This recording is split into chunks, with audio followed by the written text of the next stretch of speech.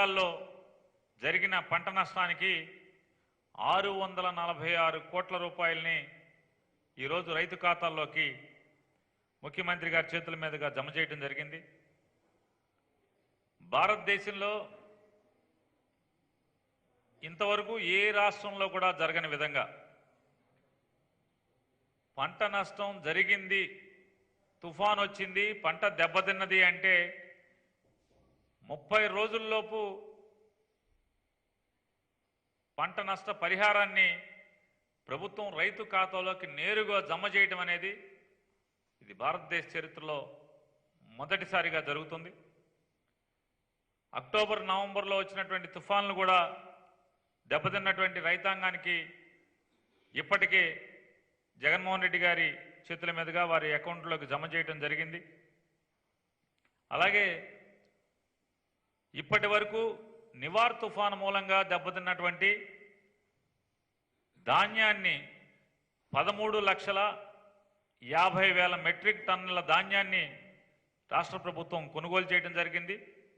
ఈ 13,50,000 మెట్రిక్ టన్నుల ధాన్యంలో 73,000 మెట్రిక్ టన్నుల ధాన్యం రంగు మారి బాగా మొలకెత్తినటువంటి ధాన్యాన్ని కొనుగోలు చేయడం జరిగింది. ఇది కొనసాగుతున్నటువంటి ప్రక్రియ. ఈ రోజు వరకు రైతుల దగ్గర నుంచి ప్రభుత్వం రైతు ఎవరైతే అమ్మటానికి ముందుకొచ్చారో అమ్మటానికి ముందుకొచ్చినటువంటి రైతుల దగ్గర ఇప్పటి వరకు 13,50,000 మెట్రిక్ టన్నుల ధాన్యాన్ని కొనుగోలు చేయడం జరిగింది. దీనిలో 73,000 మెట్రిక్ టన్నులు మొలకెత్తిన రంగు మారిన ధాన్యం. అలాగే రాష్ట్ర వ్యాప్తంగా నివార్ తుఫానుకు దెబ్బతిన్నటువంటి రైతులు ఎవరైతే విత్తనం కావాలని చెప్పని రైతు భరోసా కేంద్రానికి వచ్చారో ఇప్పటి వరకు విత్తనం కావాలని అడిగినటువంటి రైతులకు 43,000 క్వింటాళ్ల విత్తనాన్ని 80% సబ్సిడీ మీద అందజేయటం జరిగింది. ఇంకా ఏ రైతులైతే డిమాండ్ చేస్తారో రైతు భరోసా కేంద్రంలో రిజిస్టర్ అవుతారో మాకు విత్తనం కావాలని వారికి కూడా 80% సబ్సిడీ మీద వరి విత్తనాల్ని అందజేయడం జరుగుతుంది.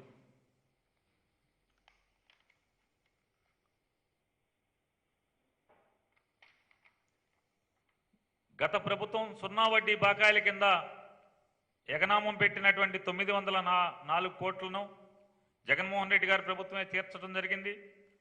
అలాగే వైఎస్ఆర్ 0 వడ్డీ పథకం కింద ఈ ఖరీఫ్లో 510 కోట్ల రూపాయలని రైతు ఖాతాల్లోకి జమ చేయడం జరిగింది. భారీ వర్షాల వల్ల తుఫాను వల్ల నష్టపోయిన రైతాంగానికి సుమారుగా 1,038 కోట్ల రూపాయల ఇన్పుట్ సబ్సిడీని నేరుగా రైతు ఖాతాల్లోకి జమ చేయడం జరిగింది. అలాగే గత ప్రభుత్వం రైతుల దగ్గర నుంచి సేకరించిన విత్తనాలకి డబ్బు చెల్లించకుండా ఎగనామం పెట్టిన బకాయిల్లో 960 కోట్ల రూపాయలని జగన్మోహన్ రెడ్డి గారి ప్రభుత్వం చెల్లించడం జరిగింది. అలాగే ఉచిత విద్యుత్ కోసము ఆక్వా రంగంలోని రైతుల్ని ప్రోత్సహించే దానికోసం 17,430 కోట్ల రూపాయలని జగన్మోహన్ రెడ్డి గారి ప్రభుత్వం వెచ్చించడం జరిగింది. అలాగే ఉచిత విద్యుత్ పగటిపూట మాత్రమే ఇవ్వాలి అనే లక్ష్యంతో ఫీడర్లని అందుకు సిద్ధం చేయడం కోసం 1,700 కోట్ల రూపాయలని ఖర్చు పెట్టడం జరిగింది. గత ప్రభుత్వం ఎగ్గొట్టినటువంటి విత్తన బకాయిల్ని రైతులకు 383 కోట్ల రూపాయలను కూడా జగన్మోహన్ రెడ్డి గారి ప్రభుత్వమే జమ చేయడం జరిగింది. మొత్తంగా జగన్మోహన్ రెడ్డి గారు ముఖ్యమంత్రిగా వచ్చిన దగ్గర నుంచి రైతు హితం కోసం ఇప్పటి వరకు ఈ 18 నెలల కాలంలో ఈ 18 మాసాల కాలంలో 61,400 కోట్ల రూపాయల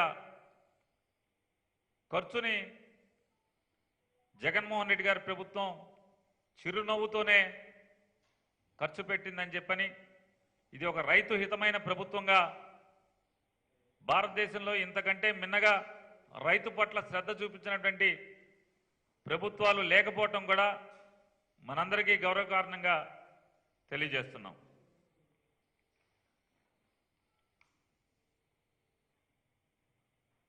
అలాగే భారతదేశంలో ఎక్కడా లేని విధంగా కౌలు రైతులకు, అడవి పట్టాలు పొందినటువంటి ఆర్ఓఎఫ్ఆర్ రైతులకు, దేవుడు మాన్యం కౌలు చేసుకుంటున్నటువంటి దళిత రైతులకు, అలాగే అసైన్మెంట్ ద్వారా పట్టా పొందినటువంటి రైతులకు కూడా భారతదేశంలో కేవలం ఆంధ్రప్రదేశ్ రాష్ట్రంలో మాత్రమే రైతు భరోసాని అందజేయడం జరుగుతుంది.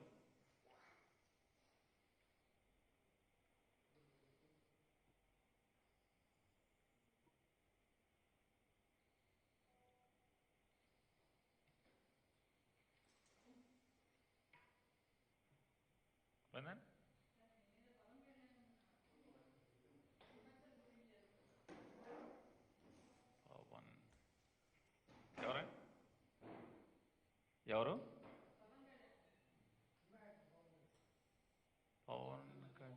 పవన్ కళ్యాణ్. అదే ఇప్పుడు సినిమాల్లో మనం సాయం చేయకపోతే ఇక్కడ మెడ రుద్దుకుంటా ఉంటారు, మట్టి నలుపుకుంటాకి అట్లా చేస్తుంటాడు ఆయన. ఆయన పేరు పవన్ కళ్యాణా? అతనేనా పవన్ కళ్యాణ్ అంటే? సినిమాల్లో ఇట్లా మెడ రుద్దుకుంటూ ఉంటాడు, మట్టి నలుపుకుంటూ ఉంటాడు, అతనా? ఆయన గురించేనా? ఏంటి, ఏమన్నాడు? నన్నేమన్నాడు?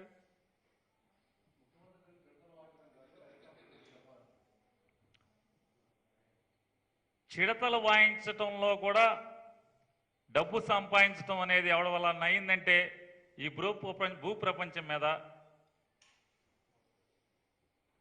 మన చిడతల నాయుడికే అయింది, ఇంకెవడు కావాల. ఇప్పుడు నేను గుండెల్లో అభిమానం పెట్టుకుని ఒకవేళ ఆయన మెడ మీద మట్టి నలుపుకుంటూ ఉంటాడు, ఆయన ఏదో చెప్పావు కదా మా సినిమా పేరు, యాక్టర్ పేరు. ఆయన చిడతలు వాయిస్తే నన్ను అంటున్నావు కదా. నాకు రాజశేఖర రెడ్డి మీద గుండె నిండా అభిమానం ఉంది. చచ్చేంత వరకు రాజశేఖర రెడ్డి గురించి తప్పితే ఇంకోటి మాట్లాడను. రాజశేఖర రెడ్డి కడుపును పుట్టినటువంటి జగన్మోహన్ రెడ్డి గారిని కూడా అంతే అభిమానిస్తాను ఆయన కొడుకుగా. నేను చచ్చేంత వరకు వాళ్ళకి చిడతలు వాయించని, వాళ్ళని లేకపోతే భజన చేయని, ఏం చేసినా రాజశేఖర రెడ్డి కుటుంబానికే చేస్తాను నేను. నాకు అది స్వామి భక్తి. నేను భక్తుడిని, రాజశేఖర రెడ్డి గారికి భక్తుడిని. చచ్చిపోతా కూడా రాజశేఖర రెడ్డికి భజన చేస్తా చచ్చిపోవాలనుకుంటా నేను. తప్పే ఉంది దాంట్లో? రాజశేఖర రెడ్డి కొడుకుగా నేను ఆయన కొడుకుగా అభిమానిస్తాను, భజన చేస్తాను. దాంట్లో నాకేం స్వార్థం లేదు కదా. స్వామి భక్తి ఉంది, భక్తి తప్పితే నాకేం దాంట్లో లేదు కదా. కానీ మన చిడతల నాయుడికి 2013-14 సంవత్సరంలో అనుకుంటా హైదరాబాద్లో బాగా ఖరీదైన అది పెళ్ళిళ్ళు జరుపుకుంటారు, దాన్ని ఏదో ఫంక్షన్ హాల్ అంటాం కదా, ఆ పెళ్ళిళ్ళు హైటెక్స్ అదే 50 లక్షలు, ₹1 కోటి అద్దె అంటారు.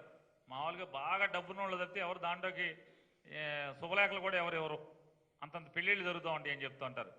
అక్కడ మీటింగ్ పెట్టి విలేకరులను పిలిచి, పాపం అమాయకులైనటువంటి ఫ్యాన్స్ని పిలిచి ఏం చెప్పి అక్కడ చిడతలు ఎవడ కొట్టాడు? సోనియా గాంధీకి రివర్స్ చిడతలు కొట్టాడు, మోడీకి చిడతలు కొట్టాడు. నెల తిరగకుండానే మళ్ళీ చంద్రబాబు నాయుడు కూడా చిడతలు కొట్టాడు. ఆ చిడతలు కొడతంలో లాభం పొందింది ఎవరు? అంటే క్యాష్ కోసం చిడతలు కొట్టే బ్యాచ్ మన చిడతల నాయుడు గారు. అది అయిపోయింది. 14 నుంచి 17 దాకా చంద్రబాబు నాయుడు గారికి చిడతలు కొట్టాడు. మోడీకి మళ్ళీ మోడీని మర్చిపోయాడు. మోడీ ఎవరో నాకు తెలియదు, మోడీ నాకు పరిచయం లేదు, నాకు అపాయింట్మెంట్ ఇవ్వడు మోడీ అని చెప్పని మాట్లాడారు. ప్రశ్నిస్తాక పార్టీ పెట్టా అన్నారు. పార్టీ పెట్టింది గుర్తుంది కానీ ప్రశ్నించడం మర్చిపోయాడు. అది అయిపోయిన తర్వాత మళ్ళీ 2017లో చంద్రబాబు నాయుడు గారికి రివర్స్ చిడతలు కొట్టాడు, పేమెంట్ ఇవ్వట్లేదని. మళ్ళీ జాగ్రత్తగా చూసుకున్నాడు. మళ్ళీ 19కి వచ్చేప్పటికీ అనుకూలమైన చిడతలు కొట్టాడు. మోడీని పాసిపోయిన లడ్డు అని చెప్పని రివర్స్గా తిట్టావు, చిడతలు కొట్టావు, రివర్స్ చిడతలు. మళ్ళీ 19 ఓట్లు ఎలక్షన్లు ఓడిపోగానే మళ్ళీ మోడీ కాళ్ళకాడికి చేరావు, మళ్ళీ చిడతలు కొట్టుకుంటా. దేనికి వెళ్ళావు? మళ్ళీ దానికి ముందు ఎన్నికలకు ముందు ఇంకోటి జరిగింది. కమ్యూనిస్టులకు ఎర్ర జెండాల వాళ్ళకి చిడతలు కొట్టావు. ఓట్లు అయిపోగానే ఎర్ర జెండాల పక్కన ఎర్ర చిడతల పక్కన పడేసి మళ్ళీ కాషాయ చిడతలు పట్టుకున్నావు. ఇన్ని చిడతలు కొడతాం కూడా నీకు వ్యాపారం అయింది మీకు. కానీ నేను స్వామి రాజశేఖర రెడ్డి పిచ్చని నాకు, నేను ప్రపంచం అంతా తెలుసు, నా కుటుంబానికి తెలుసు. నా ఇంట్లో బెడ్రూమ్ దగ్గర నుంచి దేవుడి గదిలో దగ్గర నుంచి నా ఇంటి హాల్లో కానీ అన్ని చోట్ల రాజశేఖర రెడ్డి గారి బొమ్మే ఉంటుంది. నా దేవుడు రాజశేఖర రెడ్డి గారు కొడుకుని నేను చిడతలు కొడితే తప్పేంటి? భయం చేస్తే తప్పేంటి? చిడతలు కొడితే తప్పేంటి? అది నా భక్తిపూర్వకంగా కొడతా, క్యాష్ కోసం కొట్టను కదా. క్యాష్ కోసం కొట్టేది మన చిడతల నాయుడు. ఇప్పుడు ఏం కొట్టాడు? ఇప్పుడు ఏం చేస్తున్నాడు? ఇవాళ ఏం రాజకీయ పార్టీ అన్నాడు, ఏం చేశాడు? అంటే చిడతలు కొట్టినా, ఎదురు చిడతలు కొట్టినా, అనుకూలమైన చిడతలు కొట్టినా ఏదైనా ఆయనకి క్యాషే. ఆయన ఇంకేమన్నాడమ్మా చిడతల నాయుడు గారు?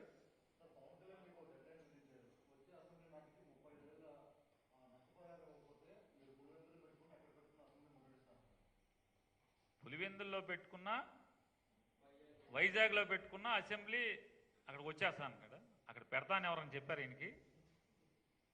పులివెందుల్లో వైజాగ్లో అసెంబ్లీ పెడతాను ఎవరని చెప్పారంట. ఏమంటే ఆయన తొంత ఎట్లా ఉంటుందంటే, చిడతల నాయుడు గారిది, ఆయన ఒక బొమ్మ ఇది ఆయన ట్వీట్లోంచే ఇచ్చాడు, మీరు కూడా చూసుకోవచ్చు. పవన్ కళ్యాణ్ @పవన్ కళ్యాణ్. నిన్న వకీల్ షాప్ షూటింగ్ విరామంలో అరకు ఆదివాసీలు, ఆంధ్ర వలసలు, అడవితల్లిలో మంటపడ్డ వారికి ఇది పెడుతూ దాని కింద ఇంకోటి పెట్టాడు ఈయన. జనసేన పోరాట యాత్రలో భాగంగా అరకు పర్యటనలో ఆదివాసీల జీవన స్థితిగతులు బాధ కలిగించాయి. ఆదివాసీల సంస్కృతి పరిరక్షించబడాలి. వారి జీవన స్థితిగతుల్లో మార్పు తీసుకురావడానికి జన సైనికులు నిరంతరం వారికి అండగా ఉంటారంట. ఇక మామూలు కుక్క దాకా పట్టుకుని గోదావరి ఈదినట్టే అరకోళ్ళు కనుక ఈయన నమ్ముకుంటే. ఈయన షూటింగ్లో అడవి సెట్ వేసి ఆ అడవిలో అరకు నుంచి మనుషులు తెచ్చి ఈయన నిజంగా అరకుకి వెళ్ళాడని ఎవడ అనుకునేట్టు. ఇవన్నీ కూడా ఏంటంటే సెట్టింగ్లు, భ్రమలు. ఇదంతా సెట్టింగ్లు, సినిమాలు వ్యవహారం వీళ్ళందరూ కూడా.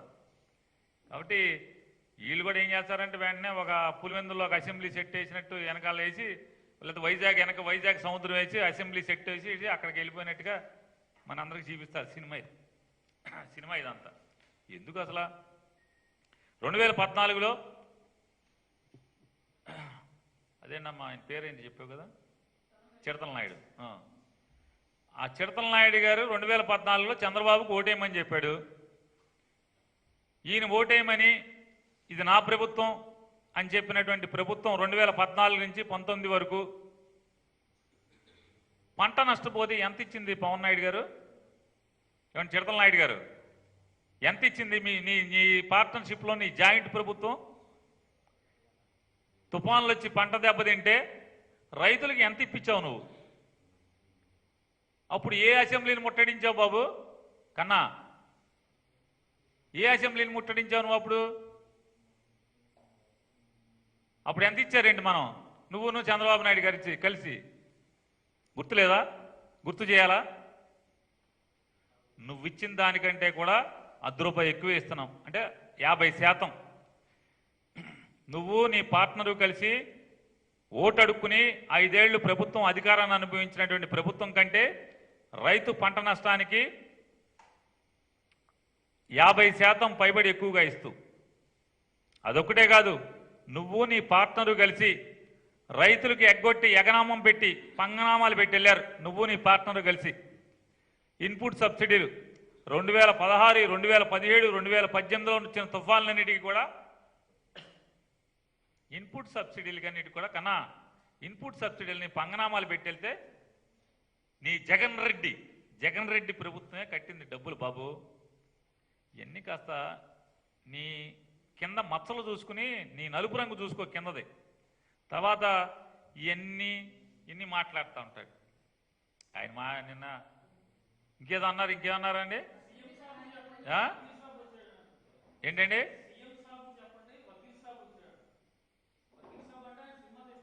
కాదు కాదు కాదు అనుకుంటా, కాదు కాదు. ఆ, బందర్ ఎమ్మెల్యేని వకీల్ సాబ్ చెప్పమన్నాడని సీఎం సాబ్కి చెప్పమన్నారని హసీనా గారు అంటుంది. అదే కదా? అదా ఇదా? రెహానా గారు ఏది మనకి పెద్ద చదువు లేదు, ఎవరెవరో కూడా అర్థం కావట్లేదు. ఆయన అయితే బాగా చదివేసుకున్నాడు, విపరీతంగా పండితుడు కదా ఆయన. అందుకని అంటే జగన్ సాబ్కి చెప్పండి, వకీల్ సాబ్ చెప్పాడని. సీఎం సాబ్కి చెప్పండి. వకీల్ ఎప్పుడు అయ్యాడండి ఈయన? ప్లేటర్ చదివాడా? ఏ ఏ యూనివర్సిటీలో? వకీల్ అంటే ప్లేటరే కదా. అంటే ఏ యూనివర్సిటీకి వకీల్, ఏ యూనివర్సిటీలో లా చేశాడు? అంటే ఈయన వకీల్ అన్నది ఎంత నిజమో, ఈయన రాజకీయం, ఈయన రైతుల పట్ల తాపత్రయం అంతే నిజం అనేది కూడా ఇవాళ ప్రజలందరూ కూడా గుర్తించారు, ఎప్పుడో గుర్తించారు. కాదు అది వాళ్ళు గుర్తించారని ఈయనకి అర్థం కావట్లా. నా బతుకు జనాలకు తెలిసిపోయింది అనే విషయం మన చిడతల నాయుడు గారికి తెలియట్లే. తెలిస్తే పాపం ఈ ప్రయాసం ఉండదు కదా. నిన్న చిడతల నాయుడు గారు బందరు వచ్చాడు. హైదరాబాద్ నుంచి ప్రయాసపడి ఒక రాత్రి అంతా బెజవాడలో పడుకుని పొద్దున్నే లేచి బాగా పొళ్ళు అరగదీసి బాగా పాఠం చదువుకుని బయలుదేరి గుడివాడ వచ్చావు. భయపడ్డావు అస్సలు. సినిమాలు మళ్ళీ సినిమా స్టైల్. భయపడ్డావు అస్సలు.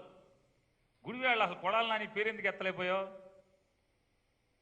అంటే నేను పిచ్చినాయాలను కాబట్టి బందర్లో నా పేరు ఎత్తి నువ్వు నీ ఇష్టం వచ్చినట్టు మాట్లాడతావు, నీ నోటుకు వచ్చింది వాగుతావు. అసలు గుడివాడ కొడాలి నాని పేరు ఎత్తడానికి కూడా భయమే కదా నీకు? పేరు ఎత్తలేకపోయావు కదా. ఎత్తాడా? ఎంపడున్నాగా మీరు ఉన్నారని చెప్తున్నారు వీళ్ళందరూ. మీరా ఇంకో ఆయన? ఇంకో ఆయన ఆయన ఉన్నాడు ఎంపట. ఆ బులుగు చొక్క ఆయన, ఆకుపచ్చ మిలిటరీ రంగు ఆయన చొక్క ఆయన, మిలిటరీ ఆకుపచ్చ ఆయన ఉన్నాడా? కానీ గుడివాళ్ళ పేరెత్తాడా? ఎవరికి భయం? ఎవరికి భయం? నేను ఒకటి పిచ్చోడిని, పిచ్చి కాపు దొరికాను కదా, అందుకని నా పేరు ఎత్తాడు.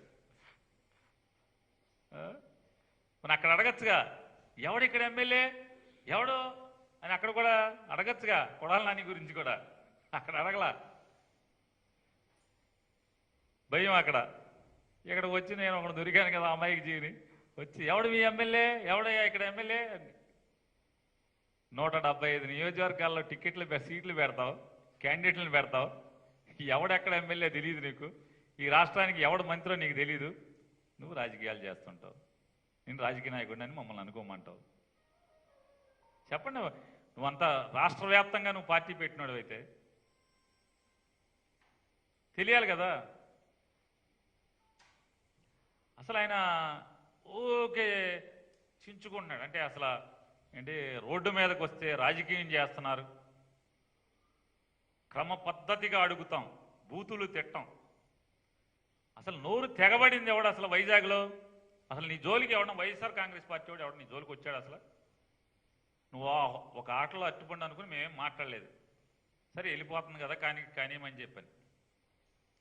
విశాఖపట్నంలో నీ నోటికి వచ్చినట్టు సభ్యత సంస్కారం లేకుండా తెలుగువాడి సాంప్రదాయాలకు విరుద్ధంగా మరణించినటువంటి రాజశేఖర రెడ్డి గారి గురించి నీ నోరు తెగబడి మాట్లాడింది ఎవరు? నువ్వు కాదా ముందు? నువ్వేమో మామూలుగా పరమ పూజ్యనీయమైన వాడివి. నువ్వు మాత్రం ఎవరినైనా ఏమన్నా ఎవడేం అనకూడదు. అంటే నీకేం బాగా నోటు రంకు ఎక్కువ, నీ గురించి మాత్రం ఎవడు రాకూడదు, భయపడిపోవాలి. ఓకే అయ్యా, నువ్వే కాదు నేను కూడా కాపునే. నీకట్టా భయం లేదు, నాకు భయం లేదు. భయం ఎవరికి భయం? ఎందుకు భయం?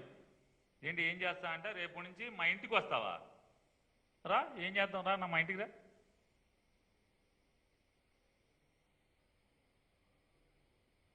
ఏ ఊకదంపుడు ఉపన్యాసాలు 4 ఏళ్ళ కానీ నేను కూడా మీటింగ్లో నిన్ను తిడితే బోళ్ళు నీళ్ళు వేస్తారు, కానీ మీటింగ్లో మాట్లాడాను, నువ్వు ఎక్కడ మాట్లాడినా ఇక్కడే పార్టీ వేదికగానే మాట్లాడతాం. మా ఇంటికి వచ్చి ఏం చేస్తావు? చంద్రబాబు ఇంటికి వెళ్తే పోనీ సూట్ కేసు ఇచ్చి పంపుతాడు. మా ఇంటికి వచ్చి ఏమంతా పూట ముద్దే పచ్చడన్నం పెట్టి పంపిస్తాను. అంతకు మించి నా వల్ల ఏమవుద్ది?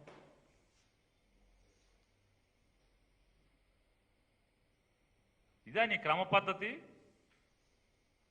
సభ్యతా సంస్కారం? రాజశేఖర రెడ్డి గారి గురించి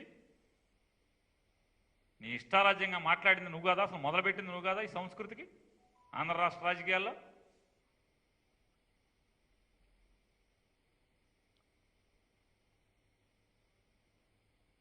మూడు తుఫానులు దెబ్బతిన్న రైతులకి అండగా ఉంటా అంట, నిరంతరం నిలబడతా అంట, అండగా నిలబడతా అంట ఈయన. మళ్ళీ షూటింగ్ వచ్చిందంటే వరుసగా 6 సినిమాలకు కాల్ షీట్లు ఇచ్చాడు. షూటింగ్ ఆగితే తప్పితే వెనక్కి రాడు, షెడ్యూల్ ఆగాలి, మిగతా సినిమా వాళ్ళు కాల్ షీట్లు ఏమైనా లేకపోతే బయటికి రావాల్సిందే తప్పితే. ఆయన పాపం నిన్ను నమ్ముకున్నారు పెనుమాక రైతులు, బేతపూడి రైతులు, ఉండవల్లి రైతులు. లబా వచ్చావు, గబా 4 చేతిలో గిన్నెలు లాక్కున్నావు, ఆపగా పెరుగన్నం తినేసావు, వెళ్ళిపోయి చంద్రబాబు బాగా చేస్తున్నాడని చెప్పావు. మొత్తం నమ్ముకున్న నట్టాడు, మొత్తం కృష్ణానదిలో కలిపేసే వాళ్ళ నమ్మకాన్ని అంతా. తుందూరు రైతులు అన్నారు, తుందూరు రైతులకి నా ప్రాణం దారబోస్తా అన్నావు. ఏమైపోయావు? ఎన్నాళ్ళు అయిపోయింది? ఇట్లా ఎంతమందిని ముంచేసావు నువ్వు అసలు ఈ రాష్ట్రంలో? నువ్వేదో కొత్తగా వచ్చావు, ఏదో ఇది చేస్తామని చెప్పి నమ్మకాన్ని కలిగిస్తే నువ్వు ఏం నిలబడతావు అండగా? నువ్వు ఎవడికి నిలబడ్డావు అండగా? ఒక్క చంద్రబాబు నాయుడికి మినహా నువ్వు గుండె మీద చేసుకుని చెప్పండి చిడతల నాయుడు గారు, నీ గుండె మీద చేసుకుని చంద్రబాబు నాయుడికి తప్పితే ఇంకొక్కడికి ఎక్కడన్నా నువ్వు అండగా నిలబడ్డావా? ఆఖరికి మీ అన్నగారు చిరంజీవి గారికి కూడా ఎక్కడ అండగా నిలబడ్డావా? చంద్రబాబు నాయుడు తప్పితే నువ్వు అసలు ఎవడికి అంటే మీ ఇద్దరు సంబంధాలు వేరు, ఆ ఇచ్చిపుచ్చుకోవడాలు వేరు కాబట్టి అది నిలబడతావు. పాప చిరంజీవి గారికి అవి చేత కావు కాబట్టి మరి నిన్ను అండగా ఉంచుకోలేకపోయాడు. నిన్ను నమ్ముకుంటే ఇక రైతులు మళ్ళీ ఉండాలి. ఇక ఇవాళ ఆయన చెప్తాడు అస్సలు భయపడ్డావు పవన్ నాయుడు అని. ఎవడు భయపడ్డావు అసలు? నువ్వంటే మా వైఎస్ఆర్ కాంగ్రెస్ పార్టీలో జెండా మోసే కార్యకర్త కూడా నేను లెక్క చేయడు. అసలు ఎవడు భయపడేది నీకు? నిన్ను భయపడమని ఎవడు చెప్పాడు అసలు? మేము సినిమా డైలాగులు ఎవడో రాసిస్తే అవి వచ్చి గబగబా హోటల్లో చదువుకుని పొద్దున్నే వచ్చి కారులో చదువుకుని మాకు వచ్చి అప్పచెప్పటం ఏంటి? మాకు ఈ సోషల్ ససనం అసలు అంటే రోడ్డు మీదకి రావడం సరదా కాదు ఈ చిడతల నాయుడికి అంటాడు. సరదా అని ఎవడు చెప్పాడు? నిజమే కదా, నీకు సరదా కాదు, వ్యాపారం. ధర్నాకి వ్యాపారం, ధర్నాకి క్యాష్, ధర్నాకి లాభం, పొలిటికల్ మీటింగ్కి లాభం, బోల్డంత లాభం నీకు. సరదా అని ఎవరన్నారు? శతకోటి లింగాల్లో బోల్డ్ లింగాన్ని నేను. అవును నిజమే. నువ్వెవడవే కదా? ఎవరు తమరెవరు?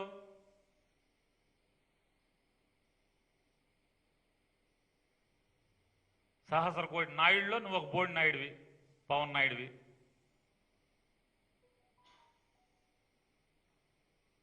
నీకైనా తీర్థం వచ్చు, మాకు రాదా?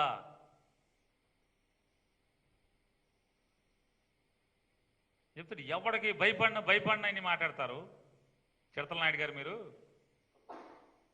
మోడీ గారు నిన్న 2 రోజులు నిన్న వేసాడు మోడీ గారు 2000 2 రోజుల క్రితం, 2 రోజులు 3 రోజులు ఎప్పుడు వేసాడో కూడా తెలియదు నీకు.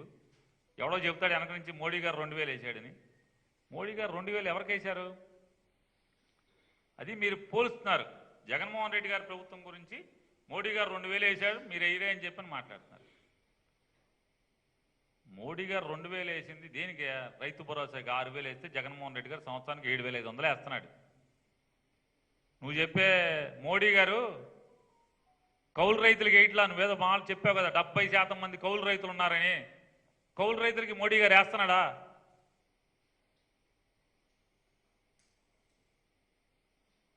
మేము కూడా అనగలం. నకిలీ వకీల్ సాబ్ మోడీ సాబ్కి చెప్పు, కౌలు రైతులకు కూడా ఏమని చెప్పు. మోడీ దగ్గర నీకు ఎక్కడా అపాయింట్మెంట్ ఉండదు, అమిత్ షా దగ్గర అపాయింట్మెంట్ ఉండదు, కనీసం ఆ నడ్డా సాబ్ కన్నా వెళ్ళి చెప్పు. మాకు లేదా మాటలు మాకు రావా, మాకు రాసిచ్చేవాళ్ళు మేమే రాసుకుంటాం, నీకంటే ఎవడో రాసి ఇవ్వాలి, మాటలు మేమే రాసుకుంటాం. నకిలీ వకీల్ సాబ్, మోడీ గారు 6,000 రైతులకే వేస్తున్నాడు, పొలం ఉన్న రైతులకే, కౌలు రైతులకే. ఇట్లా అడవి బిడ్డలైనటువంటి, అడవి పట్టా పొందినటువంటి సాగు చేస్తున్న అడవి బిడ్డలకి ఇట్లా, దళితులైన పట్ట అసైన్మెంట్ ల్యాండ్లో ఉన్నటువంటి దళితులకి, బీసీలకి ఎవరికి మోడీ సాబ్ ఇట్లా, నకిలీ వకీల్ సాబ్ చెప్పిల్లి. ఇవన్నీ జగన్మోహన్ రెడ్డి గారు వేస్తున్నాడు. నకిలీ వకీల్ సాబ్ రైతు మరణిస్తే 7 లక్షలు ఇస్తావా అని జగన్మోహన్ రెడ్డి గారిని నోటుకొచ్చినట్టు మాట్లాడుతున్నావు. నువ్వు నీ చంద్రబాబు నాయుడు కలిసి జాయింట్ వ్యాపారం చేసినప్పుడు, జాయింట్ ప్రభుత్వం ఉంది కదా, వ్యాపారం కాదు అదే జాయింట్ ప్రభుత్వం, అప్పుడు ఎంత ఇచ్చారు మీరు రైతుకి? అప్పుడు ఏమైపోయింది నీ నోరు? ఎవరిని ప్రశ్నించావు? ఎప్పుడన్నా నీ జన్మలో చంద్రబాబు నాయుడు 5 ఏళ్లలో ప్రశ్నించావు ఎప్పుడన్నా? అప్పుడు ఎంత ఇచ్చాడు? చంద్రబాబు నాయుడు ప్రభుత్వం 5 లక్షల రూపాయలు ఇచ్చేది. ఆ 5 లక్షలు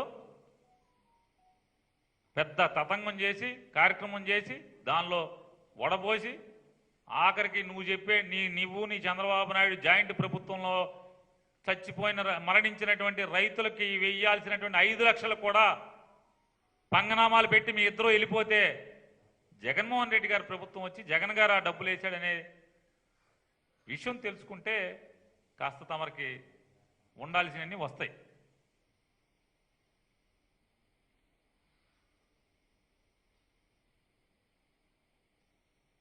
రైతుల గురించి ఓకే అసలు కార్ చేసుకుంటున్నావు ప్రేమ. 2014లో చిడతల నాయుడు గారు వినపడుతుందా? మీరు మీ పార్ట్నర్ చంద్రబాబు చౌదరి గారు ఇద్దరు కలిసి 87,600 కోట్ల రైతు రుణాలని బేషరతుగా మాఫీ చేస్తామని చెప్పి ఓట్లు అడుక్కున్నారు మీ ఇద్దరు. సాక్షాత్తు ఆర్బీఐ చెప్పింది 12,000 కోట్లు కూడా అప్పులు కట్టలేదు.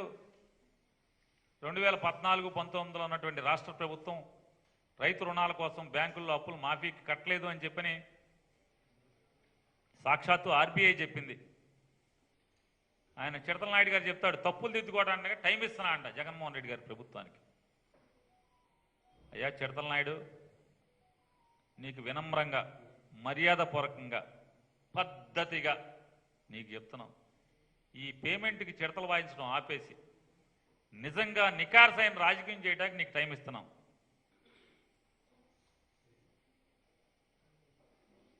సినిమాలు చేస్తున్నారని మాట్లాడతారా? జగన్మోహన్ రెడ్డికి ఫ్యాక్టరీలు లేవా? పేపర్లు లేవా? సిమెంట్ ఫ్యాక్టరీ లేదా? మైన్లు లేవా? మూసేయండి అవన్నీ మాట్లాడుతున్నా.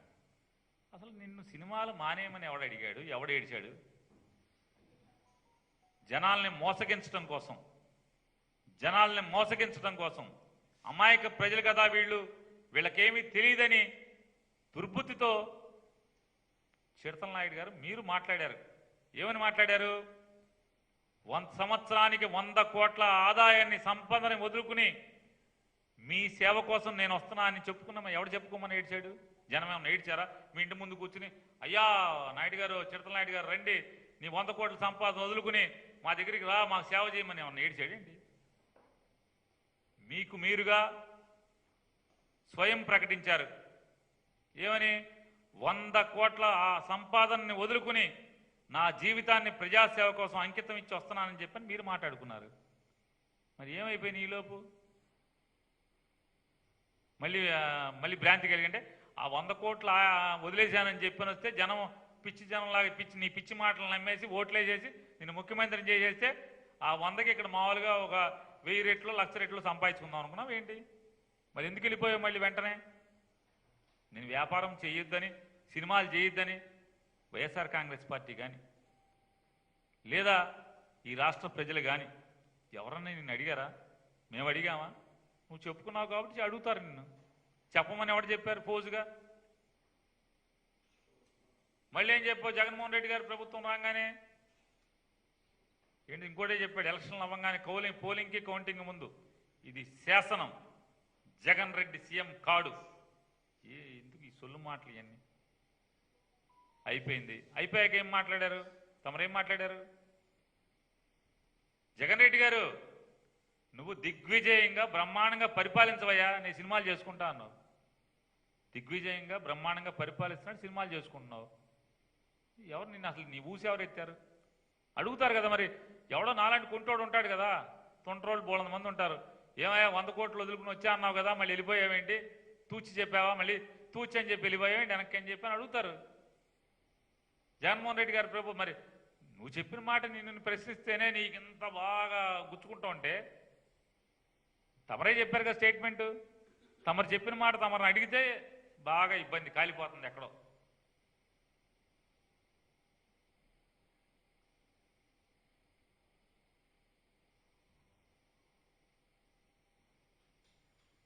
ఖచ్చితంగా నన్ను చిడతలు కొడతాం ఆపమని, బందర్ ఎమ్మెల్యేని చిడతలు కొడతాం ఆపమని తమరు చెప్పారు చిడతల నాయుడు గారు. రాజశేఖర రెడ్డి గారి కుటుంబానికి పేర్ని నాని అనేవాడు తుది శ్వాస విడిచేంత వరకు చిడతలు కొడతానే ఉంటాడు, భజన చేస్తానే ఉంటాడు. దయచేసి నువ్వు చిడతలకి పేమెంట్ తీసుకుంటున్నావు. ఎందుకంటే దానికి రుజువు ఏంటంటే సంవత్సరానికి ఒకటి కొడుతున్నావు కదా చిడతలు. నీకులాగా సిగ్గు ఎగ్గు లేకుండా ఇవాళ పొగిడిన నోటితో, ఇవాళ పొగిడిన చిడతలు కొట్టుడితో రేపు తిడతాం, లేకపోతే ఎల్లుండి మళ్ళీ పొగుడుతూ చిడతలు కొడతాం. నీ వల్ల తప్పితే ఇంత దిగజారి బతకడం రాజకీయాల్లో మరొక్కడి వల్ల కాదనేది